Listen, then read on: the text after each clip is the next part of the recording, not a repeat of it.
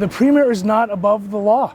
The NDP are not above the law. So he needs to be held accountable for that. I've just filed an action in the Court of King's Bench against Premier Wab Kinew and the NDP for violating Election Financing Act during the Spruce Woods by-election.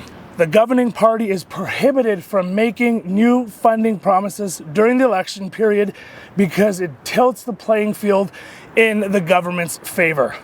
The violation clearly came when the Premier posted a reel on his social media on August 21st during the election blackout period. It's very clear when he made the announcement that it was the Premier of Manitoba speaking to Manitobans on a new announcement during a blackout period, when the candidate for the NDP made that exact same announcement 2 days earlier, or promised 2 days earlier. Anybody can look at the timeline and do the math.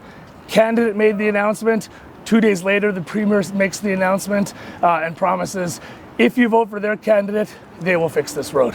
We live in a society that is governed by laws. Nobody is above those laws. The Premier is not above the law.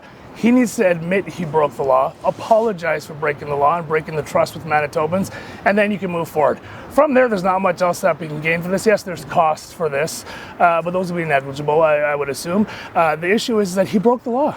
The Premier is not above the law. The NDP are not above the law. So he needs to be held accountable for that.